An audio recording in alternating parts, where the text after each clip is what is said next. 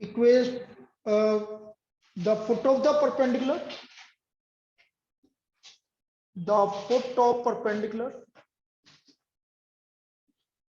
drawn from origin,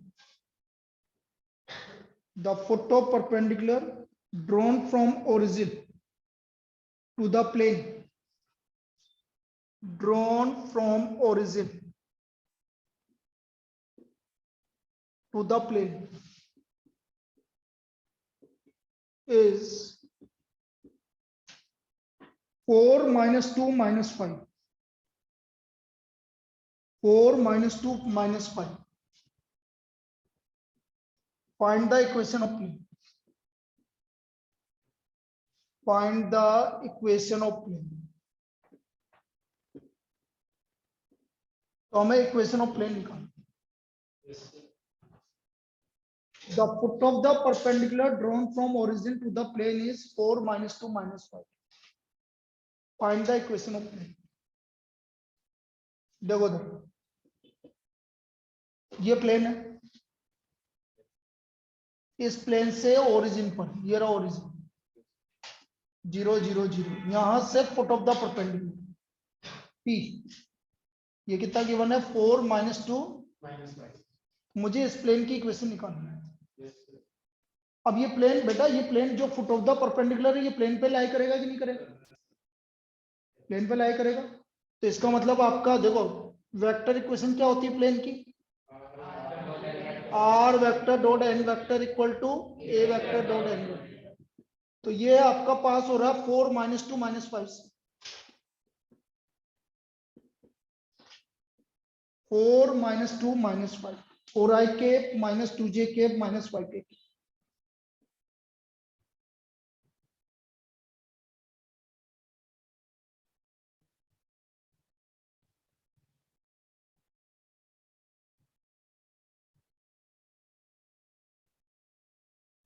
four i cap minus 2j cap minus 5 cap. ये आपका ए vector है. अच्छा, जो आपका नॉर्मल वेक्टर है, क्योंकि ये फुट ऑफ द परपेंडिकुलर है तो यहाँ परपेंडिकुलर है, तो आपका एन वेक्टर भी यही होगा. एन वेक्टर क्या होगा? OP vector. एन वेक्टर क्या होगा? तो ओपी वेक्टर भी तो यही आ रहा है, 4i cap minus 2j cap minus 5 cap.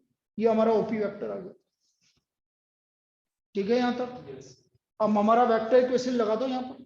Are vector dot n vector is equal to a vector dot n vector.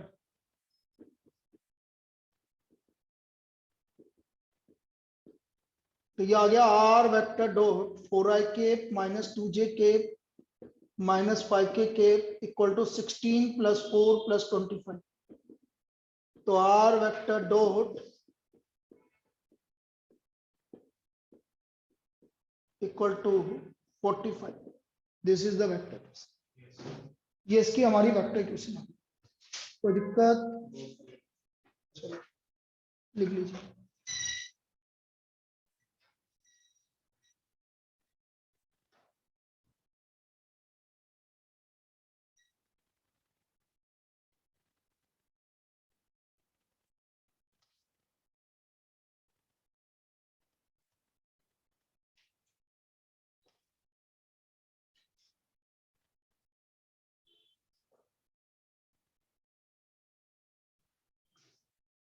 अब लिखो इसके बाद next normal form of the plane. Next topic normal form of the plane.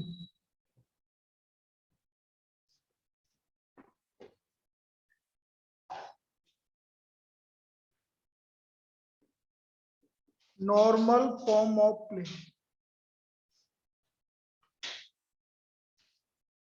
अब देखो normal form of plane क्या है ये समझो. Equation of plane,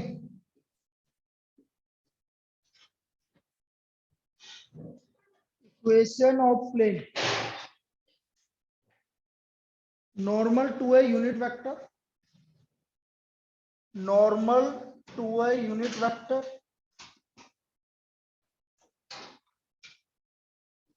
and at a distance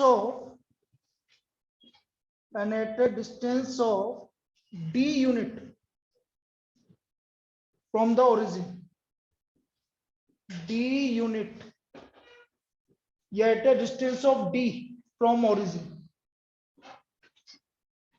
is given by r vector dot n cap equal to d,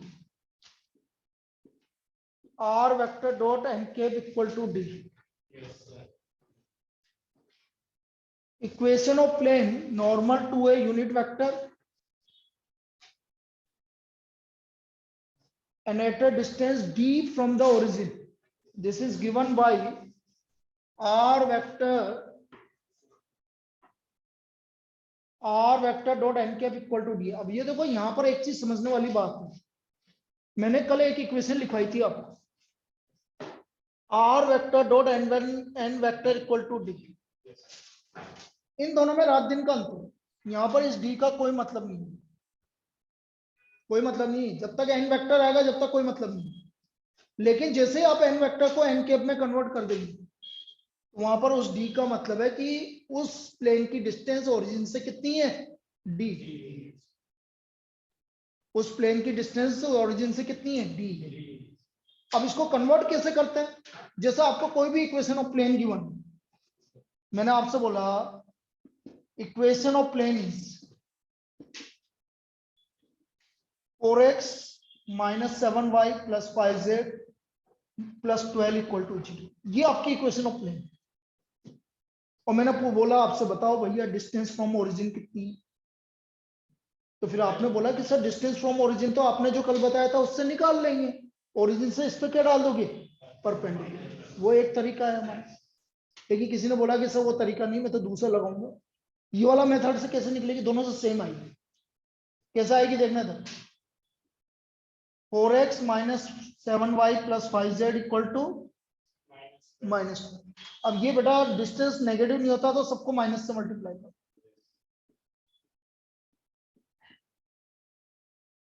इसकी vector equation हो गई बेटा r vector dot minus 4i cap plus 7j cap minus y k cap equal to 2। यहां तक कोई दिक्कत? n vector क्या है बेटा, बोलो सब, minus 4i cap plus 7j cap minus 5 k, इसका मैग्नीट्यूड निकालो, कितना आ गया मैग्नीट्यूड, कितना आ गया, 90 आ गया, रूट 90, रूट मतलब 3 रूट 10 आ गया। यहां तक कोई दिक्कत? अब आप क्या करो, 3 रूट 10 से दोनों तरफ डिवाइड कर दो इसे, क्यों, क्योंकि एनके बनाना है ना, एनके बनाने के लिए किससे डिवाइड करना पड़ेगा, मैग्नीट्यूड। और एक तरफ तो नहीं करना, हमें दोनों तरफ करना पड़ेगा भाई, एक तरफ करने से क्या होगा, तो आपने क्या करा, दोनों तरफ डिवाइड कर दिया, 4/3 root 10 plus 7i k plus 7 upon और minus 5 upon k equal to 12 upon. So what is the distance from origin, distance from origin, this is equal to 12 upon मतलब 4/10 unit, 4/√10, this is the distance from the origin. ये आपका distance from origin आ गया, distance from origin is 4/√10 unit.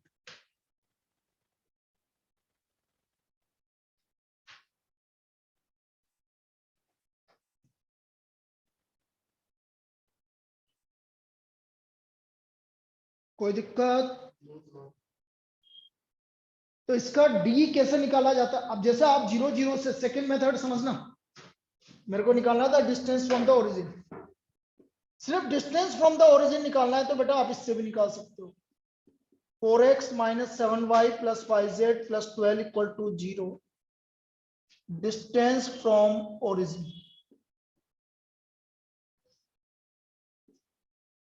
0 0 0। तो distance equal to modulus upon under root of 16 plus 49 plus 25। इस वाले method से भी निकाल सकते हो। ओरिजिन से क्या डाल दो, परपेंडिकुलर डाल दो। तो ये आ गया हमारा डिस्टेंस इक्वल टू कितना आ गया, 12 अपॉन रूट 90 आया, सेम ही आया तो 4 upon root 10। This is the distance from origin.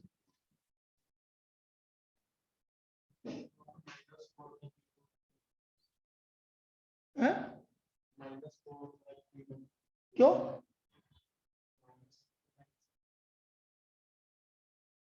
अच्छा, इधर की बात कर रहे हैं क्या? मुझे लगा डिस्टेंस की बात।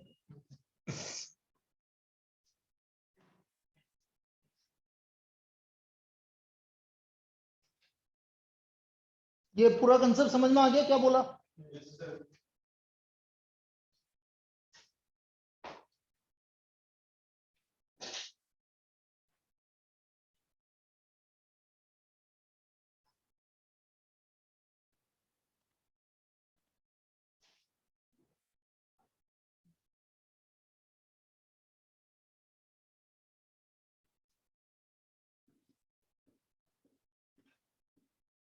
Find the equation of plane whose distance from origin is 5 unit. Distance from origin is 5 unit and normal to the vector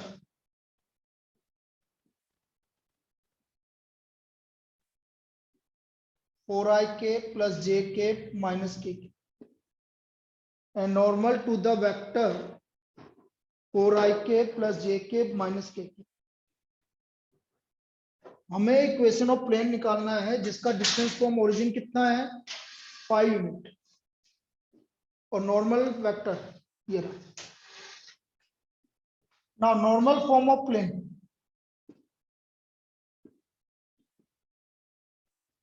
are vector dot n cap equal to d, r vector dot n cap equal to d. This is the normal form of the plane. N vector आपको given है, कितना given है, 4i cap plus j cap minus, इसका magnitude निकाल लेंगे, 16 plus 1 plus 1 जो कि कितना आ गया, 3√2। अच्छा, डिस्टेंस फ्रॉम द ओरिजिन कितना गिवन है, 5 यूनिट। नाउ एन कैप हो गया आपका 4/3√2 plus j upon 1/3√2 i cap j cap minus 1/3√2 k cap. So vector equation r vector dot n cap 4/3√2 i k plus 1/3√2 j k minus 1/3√2 k k equal to d. D कितना है, 5। अब ये 3√2 को इधर ले आओ, कितना हो गया भाई, r vector dot 4i cap plus j cap minus k cap equal to 15√2। This is the equation of plane. ये आपकी इक्वेशन ऑफ प्लेन होगी। Equation of plane r vector dot 4i cap plus j cap minus k cap equal to 15√2। This is the equation of plane.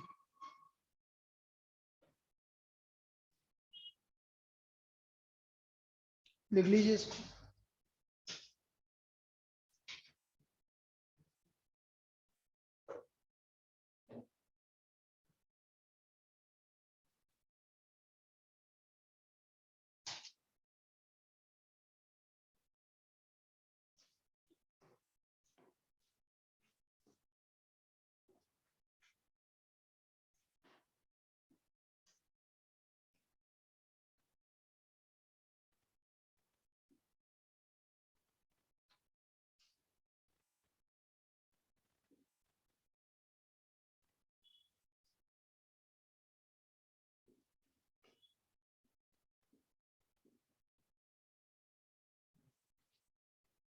देखो next topic, foot of perpendicular from origin to the plane.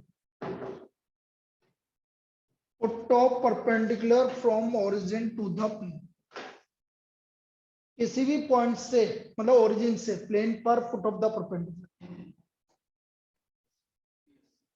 अब इसको कैसे निकालते हैं, आप direct formula याद रखना इसका। तो भैया आपने बोला r vector equal to n cap equal to d. बेटा एन कैप क्या है, unit vector.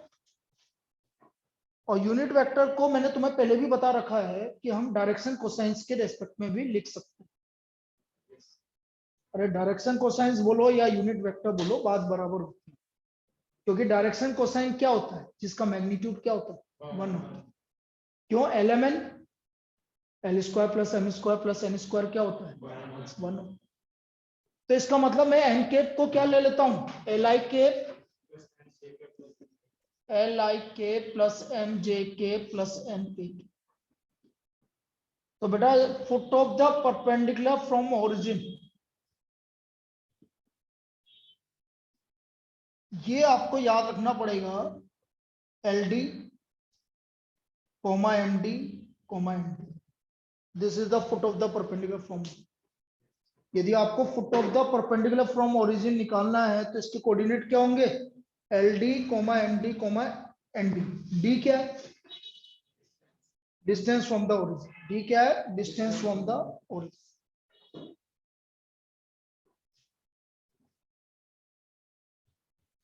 LD comma MD comma ND।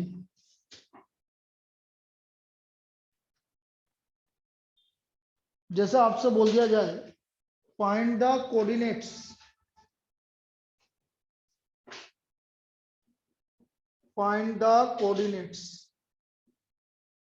of foot of perpendicular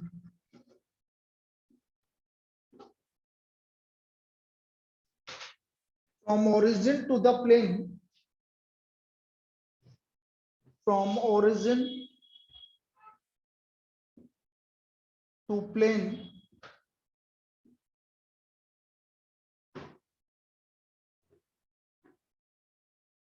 to x minus 3y plus 4z minus 6 equal to g. 2x minus 3y plus 4z minus 6 equal to g. इसका foot of the perpendicular निकालना है origin से। अब देखते हैं कैसे निकालते हैं।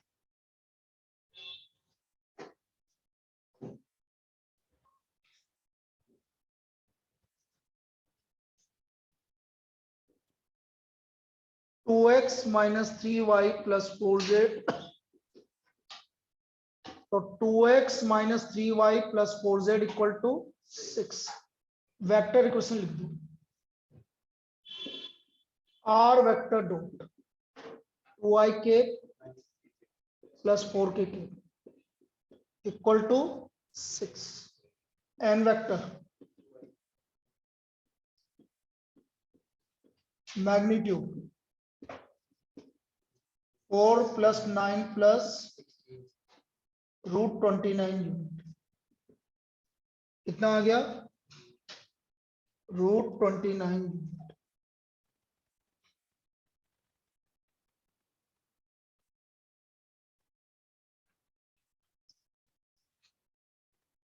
√29 से डिवाइड कर दो,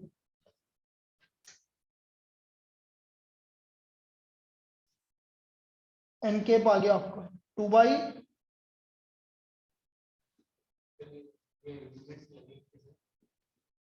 है, पागल है क्या, यूनिट वेक्टर लिखेंगे तो उसमें यूनिट लगाएगा क्या।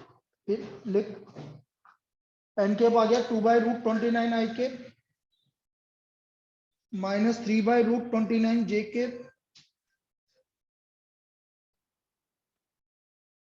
प्लस 4 बाई √29 के।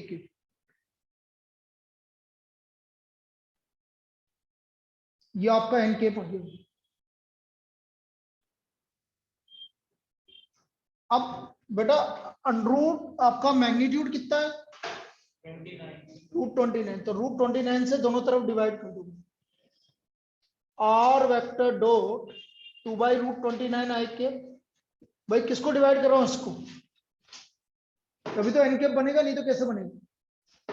-3/√29 जे k plus 4/√29 k equal to 6/√20। 6/√20। L बोलो, एल कितना है? एम और एन और distance from the origin √20। Distance from the origin 6/√20। Now foot of the perpendicular from origin. From origin क्या है? L d, m d and l d बोलो 12/29 minus और 24/। This is the foot of the perpendicular from. इस तरह से आप foot of the perpendicular from origin निकालो। एक और प्रैक्टिस के लिए एक और कर लेते हैं, लिख लो उसको।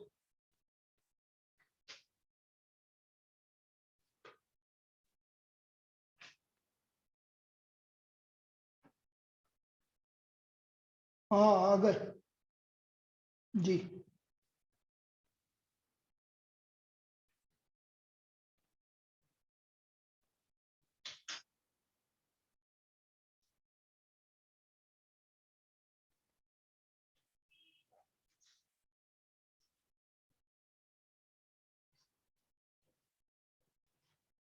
लिखो नेक्स्ट।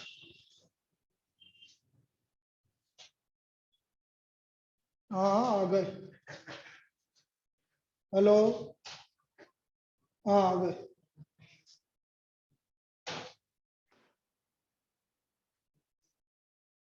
चलिए नेक्स्ट लिखो। Find the foot of the perpendicular from origin.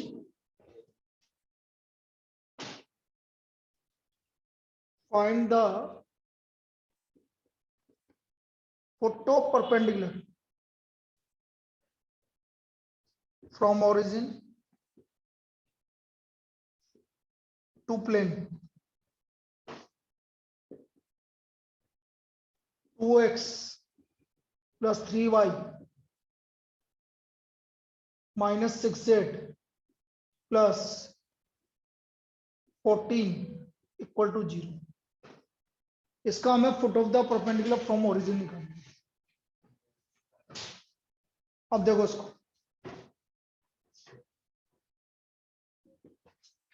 2x plus 3y minus 6z plus 14 equal to 0।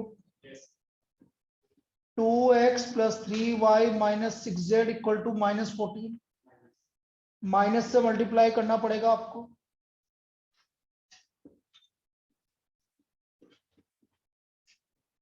Are vector dot -2i cap minus 3j cap plus equal to 14। Normal vector -2i cap minus 3j cap plus 6k cap. Magnitude of normal vector 4 + 9 + 36 कितना आ गया? 7 unit. 7 से divide कर दीजिए दोनों तरफ। तो r vector dot -2/7 i के -3/7 j के प्लस 6/7 k के और 14 को 7 से डिवाइड कर दिया, कितना आ गया? 2 आ गया। क्लियर है यहां तक? नॉर्मल वेक्टर, सॉरी एन के।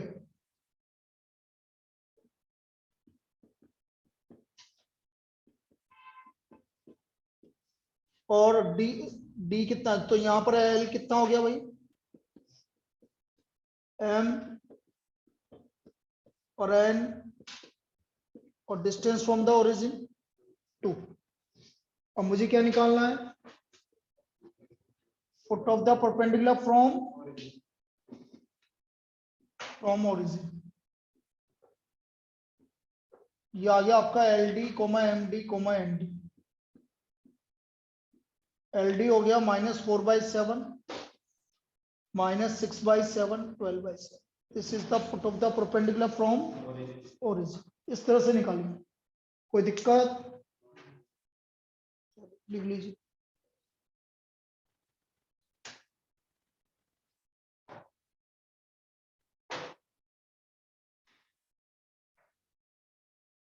इसके बाद लिखेंगे हम angle between two planes.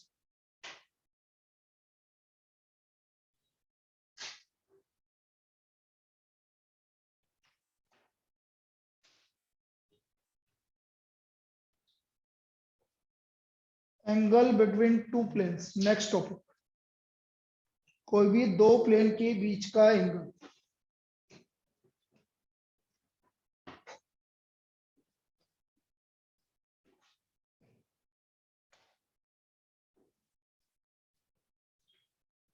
Angle between two planes.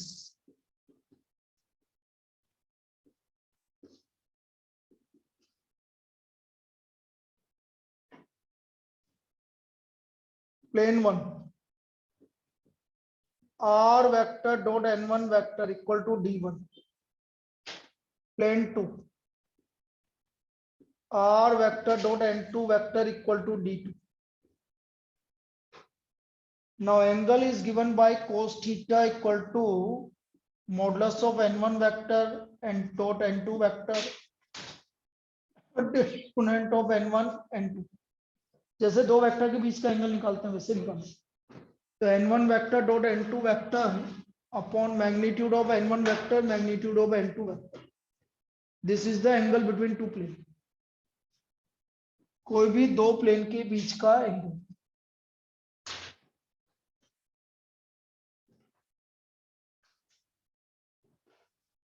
Case first बिल्कुल वैसे के वैसे ही जैसे अभी तक पढ़ते आ रहा है वेक्टर से। If two planes are parallel,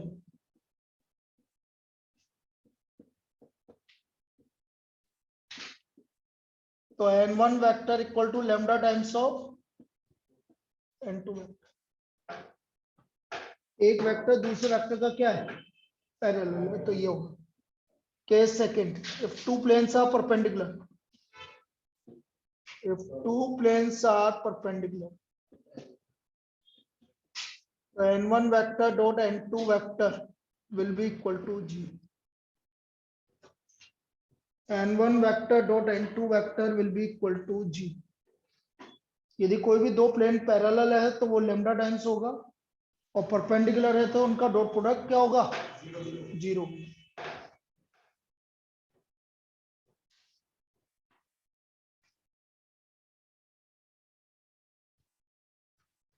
लिखो इसमें।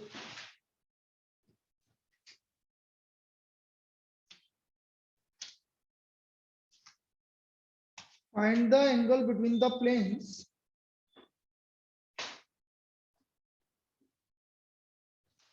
find the angle between the planes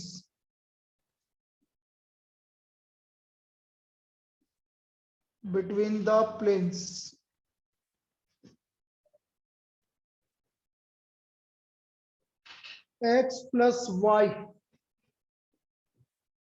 plus 2z equal to 9 and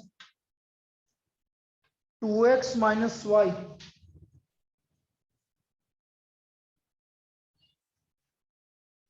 plus z equal to 15।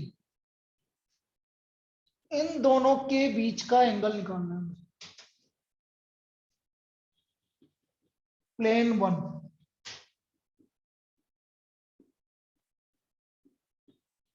इसका नॉर्मल वेक्टर आई के plus j k plus 2k। Plane 2, 2x minus y plus z equal to 15, तो इसका n2 vector 2i के minus जे k plus के। अब हमें इन दोनों के प्लेन के बीच का एंगल निकालना है। तो ये हो गया हमारा cos theta n1 vector dot n2 vector upon magnitude of n1 vector magnitude of n2 vector. ये दो प्लेन के बीच का एंगल कोस थीटा I के plus j k plus 2k dot 2i के माइनस जे के प्लस के upon modulus of n1 vector क्या हो गया 1 + 1 + 4 और ये हो गया 4 + 1 + 1। तो ये आ गया हमारा cos theta equal to 2 - 1 + 2 upon √6 कितना आ गया मतलब 1/2। So theta equal to π/3। तो इनके बीच का एंगल कितना हो गया भाई π/3। So this is the angle between these two vector or these two plane।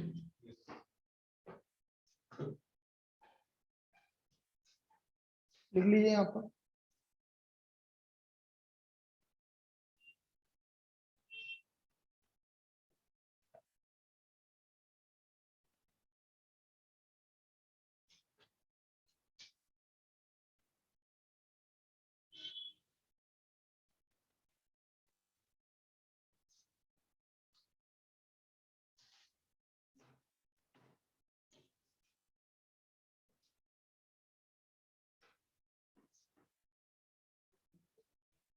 Next लिखिए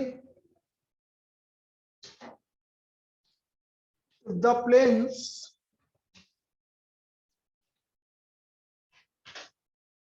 if the planes are vector dot 2ik minus jk plus lambda kk equal to 5 and r vector dot 3ik plus 2jk plus 2kk 3ik plus 2jk plus 2kk equal to 4 are perpendicular।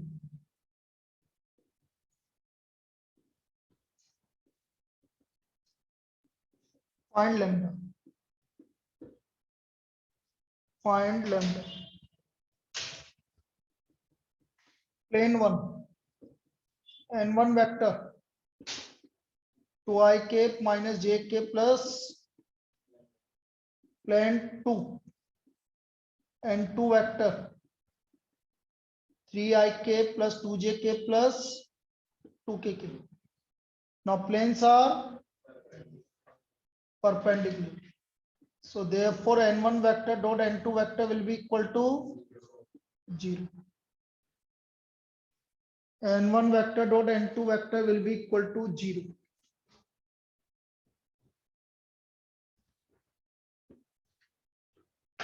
अब इन दोनों का dot product कर दो भाई n1 vector dot n2 vector 2ik minus jk plus lambda kk dot 3ik plus 2jk plus 2kk equal to 0।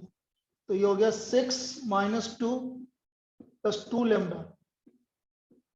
तो 2 lambda की value -4 तो lambda का वैल्यू -2। ये आपकी lambda की वैल्यू है। तो इस तरह से हम एंगल निकालेंगे भाई कोई भी दो प्लेन के बीच का। ठीक है पैरेलल परपेंडिकुलर वो आप सबको जैसे लाइन में डिस्कस किया बिल्कुल सेम जैसे हमने वेक्टर में किया जैसे लाइन में किया जैसे यहाँ किया तीनों कहीं पे भी अंतर नहीं कोई कंडीशन में चेंज नहीं आएगा।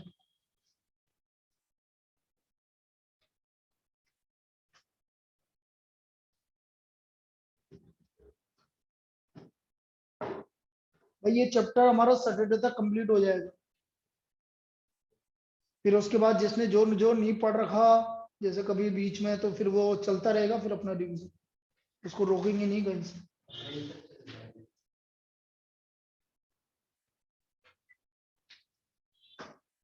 लेकिन टेस्ट ज्यादा होंगे क्योंकि टेस्टिंग अब ज्यादा बढ़ाएंगे। रिवीजन अपनी जगह पे है क्योंकि मेरे पढ़ाने से कुछ नहीं होगा आप जब तक आप नहीं पढ़ेंगे तब तक कुछ नहीं होगा। तो आपको पढ़ना पड़ेगा कुल मिला के बात। चलिए next topic, equation of plane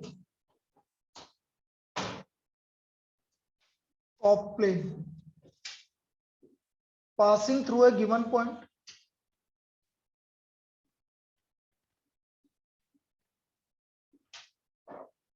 and perpendicular to two given planes।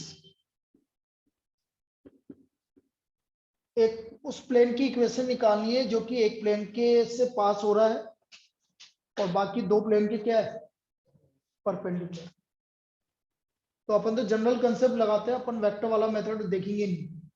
फिर आप बोलो कि सर वेक्टर इक्वेशन निकालने के लिए आ गई, तो लास्ट में हमारे पास वेक्टर निकालने के लिए होता है, कार्टेशियन को वेक्टर में चेंज करना हमें आता है। ठीक है, चाहे कुछ भी पूछे, चाहे वेक्टर में पूछे, चाहे कुछ भी पूछे, हम काय में करेंगे, कार्टेशियन में करेंगे, सिंपल सी बात। बाकी तो कंसेप्ट मैं समझा सकता हूँ, कंसेप्ट समझाने में कोई दिक्कत नहीं है। एक मिनट, कंसेप्ट कैसे समझाएंगे, देखो उधर आपको 2-3 पेज देने पड़े।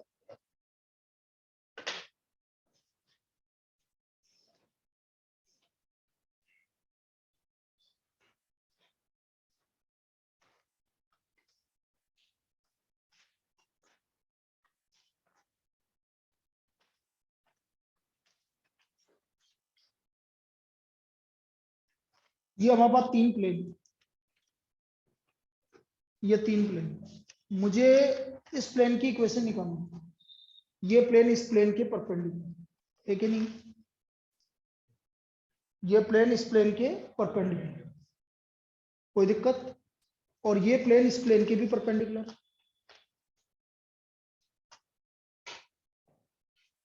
ठीक है भैया, आप इसको ऐसे पकड़ ले हो और आप इसको ऐसे पकड़ लो, ये इस प्लेन के परपेंडिकुलर। अब मुझे इस प्लेन की इक्वेशन निकालनी है। ये प्लेन पॉइंट पता है मुझे सिर्फ इसका क्या चाहिए, इक्वेशन निकालने के लिए बेटा ए वेक्टर पता है, क्या चाहिए, एन वेक्टर। अब एन वेक्टर कैसे आएगा, सिर्फ इन दो प्लेन की बात कर रहा हूँ। ये दो प्लेन है हमारे पास जो दोनों परपेंडिकुलर है, तो ये प्लेन ऐसे है, रुक जाना समझना, ये दो प्लेन ऐसे है। एक मिनट के लिए मान लो कि ये ऐसे प्लेन है, इसका ये नॉर्मल वेक्टर और इसका ये नोट n2 वेक्टर, ये नॉर्मल वेक्टर n1 और ये इसका n2 वेक्टर, इन दोनों का क्रॉस प्रोडक्ट करूंगा तो मुझे ये वाला वेक्टर मिलेगा। कौन सा वेक्टर मिलेगा, n वेक्टर। आपको एक वेक्टर मिलेगा ये वाला, भाई ये इसका ये वेक्टर, इसका ये वेक्टर, इन दोनों का क्रॉस प्रोडक्ट करेंगे तो दोनों के परपेंडिकुलर वेक्टर आएगा। जब दोनों के परपेंडिकुलर वेक्टर आएगा, ये इस प्लेन की इक्वेशन निकालनी थी, ये वाला वेक्टर आएगा, तो ये वाला वेक्टर इसके लिए इसकी तरह वर्क करेगा, एन वेक्टर। बस ये कंसेप्ट। इसका मतलब आप डायरेक्ट यदि आपको वेक्टर इक्वेशन से निकालना है तो आपके दो प्लेन जो परपेंडिकुलर है उनके n1 वेक्टर और n2 वेक्टर आपको पता होंगे, उनका क्रॉस प्रोडक्ट कर लेना, तो आपको इस प्लेन का क्या मिल जाएगा, n वेक्टर, और a वेक्टर तो आपको गिवन होगा, डायरेक्ट आप इक्वेशन निकालिए। लेकिन मैं इस मेथड से नहीं निकालूंगा, ये सिर्फ समझाने के लिए। अपन तो जैसे जनरल करते हैं ना, भाई ये इसके परपेंडिकुलर है तो डॉट प्रोडक्ट 0, अपन तो वैसे करेंगे, सबसे बढ़िया तरीका। ठीक है, बाकी ये वाला मेथड भी है, आप चाहो किसी को अच्छा लग रहा हो तो आप कर सकते हैं। कैसे करेंगे दोबारा समझा रहा हूं, आपका एक प्लेन दो प्लेन के परपेंडिकुलर है, तो दोनों प्लेन के जो नॉर्मल वेक्टर है उनका क्या कर दोगे आप, क्रॉस प्रोडक्ट निकाल दो। क्रॉस प्रोडक्ट निकालते ही आपको कौन सा वेक्टर मिल जाएगा, इस प्लेन का नॉर्मल वेक्टर, और इस प्लेन का ए वेक्टर आपको पता है। बस ये चलिए लिखो first problem, find the equation of plane, find the equation of plane passing through the point, find the equation of plane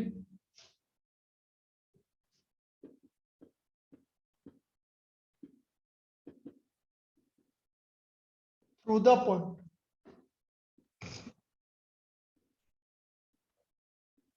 1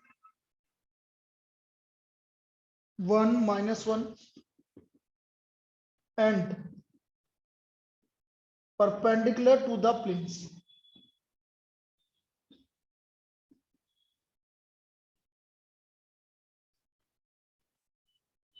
x plus 2y plus 3z minus 7 equal to 0, और दूसरा है and 2x minus 3y plus 4z equal to 0। ये हमें equation of plane निकालनी है। मैं जो method बता रहा हूं उसमें दिमाग लगाने की जरूरत नहीं है, बस जैसा बोलता जा रहा है वैसे करते जाओ। पहले उसमें प्लेन किस पॉइंट से पास हो रहा है, equation of plane through point 1 1 minus 1 is, क्या होगा equation of plane, a plus b plus c equal to, पता है ना सभी को एक पॉइंट से पास होने वाले प्लेन की equation. Now this plane is perpendicular to planes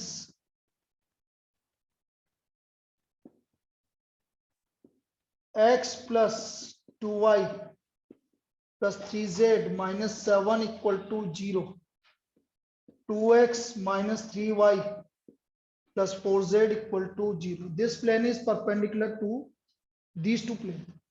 अब सुन लो पहले, इस प्लेन के, पहले कोई नहीं लिखेगा बेटा, देख लो पहले, इस प्लेन के नॉर्मल वेक्टर के d r a b c, इस प्लेन के नॉर्मल वेक्टर के डी आर, ये प्लेन इसके परपेंडिकुलर है तो दोनों का डॉट प्रोडक्ट, तो इसका इसके साथ डॉट प्रोडक्ट करोगे तो a into 1 a plus equal to 0, 7 मत लिख देना गलती से, डॉट प्रोडक्ट कर रहे हैं, डॉट प्रोडक्ट 0 होता है, गलती से स्टूडेंट क्या करता है इक्वल टू 7, इससे कोई मतलब नहीं मुझे कांस्टेंट से, सिर्फ डॉट प्रोडक्ट कर रहे हैं। अब ये प्लेन इसके भी परपेंडिकुलर है तो इन दोनों का dot product,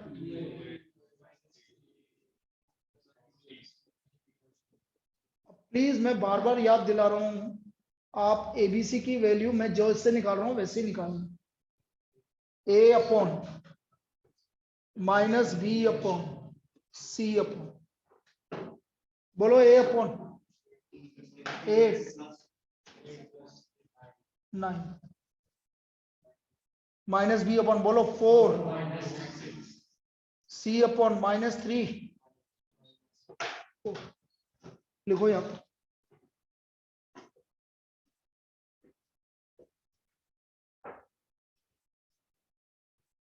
a upon 17, b upon 2, c upon equal to lambda, a equal to 17 lambda, b equal to 2 lambda और c का वैल्यू -7 lambda। अरे यार तुम में से एक जना कौन था यार, मेरे हिसाब से तू है या तू है, तू ही बेटा, इक्वल टू नहीं लगाता था, इक्वल टू की जगह एरो लगाता, गलत, समझ में आ गया मैं क्या बोल रहा हूँ, तू ही देख लो, कॉपी निकाल के दे मैं बताऊं, इक्वल टू की जगह तू ऐसे लगाता, ये गलत है, इक्वल टू ही आएगा, ऐसे नहीं आएगा, जैसे मैंने यहाँ इक्वल टू लगा रखा है तो फिर इक्वल टू आएगा, ये आदत है तो उस आदत को चेंज करना पड़ेगा। So therefore equation of plane,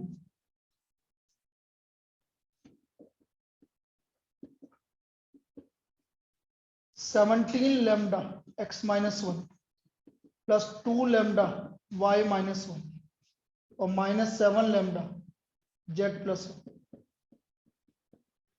lambda हटा दो और 2 से मल्टीप्लाई कर दो तो कितना आ गया भाई, 17x plus 2y minus 7z minus 26 equal to 0। ये इसकी आपकी कार्टेशियन होगी और वेक्टर क्या होगी, दोनों लिख के आया करो, कभी कभी क्या करता है वो दोनों पूछ लेता है और आप एक लिख के आ जाओगे तो फिर मार्क्स काट लेता है, तो आप दोनों लिखो ना, क्या दिक्कत आ रही है। तो ये इसकी वेक्टर होगी और इसकी कार्टेशियन होगी। अब देखो मैं तुम्हें यहाँ पर एक चीज समझा रहा हूँ, यदि मैं ऐसा निकालता वेक्टर मेथड से तो मैं ऐसे लिखता, क्योंकि वेक्टर ना प्लेन इसके परपेंडिकुलर है तो एन वेक्टर किसके इक्वल होगा, n1 vector cross i j k। n1 vector क्या हो गया बेटा 1 और 2 minus 3 i cap 8 plus minus j cap 4 minus plus k cap minus 3 same ही आ रहा। ये इजी तो इससे कर ले, मैं जब भी तो बोल रहा हूँ, मैंने तो तुम्हें चॉइस दिए बेटा, ये जनरल है और ये हर जगह लगेगा, इसमें अलग चेंज होता रहेगा, कभी किसके परपेंडिकुलर आ रहा है, कभी क्या करना पड़ेगा। ये तो जनरल है, ये तो आपको जैसा बोलता जा रहा है वैसे करते जा रहे हो। तो बेटा इजी तो ये है, तेरे को अभी वो इजी लग रहा है क्योंकि वो डायरेक्ट हो रहा है, लेकिन अभी अगला कंसेप्ट आएगा ना तो वहां पर कुछ और कंसेप्ट लगेगा, वहां देखना पड़ेगा ना कौन किसके परपेंडिकुलर है या कैसे निकालना पड़ेगा। यहाँ तो ये आपका ये तो जब डायरेक्ट है, उसमें भी वही करना पड़ेगा, इसमें भी यही करना पड़ेगा यदि मैं इस मेथड से करता हूँ। तो मुझे तो ये मेथड ज्यादा अच्छा लगता है, दिमाग लगाने की जरूरत ही नहीं, सिंपल सी बात ये। चलो भाई बस आज इतना ही है, क्योंकि आज मैंने इतना ही करवाया तो होमवर्क ये एनसीईआरटी कल बेटा तुम्हारी वो परसों से चालू होगा एरिया बाउंड्री। कल मैं वाली क्लास नहीं लूंगा, ये वाली तो लूंगा, 102 2 से 3 लगेगी वो नहीं लूंगा। Exercise 11.3 first second third fourth और 12th, first second third fourth 12th, ये 5 क्वेश्चंस करना है, ठीक है।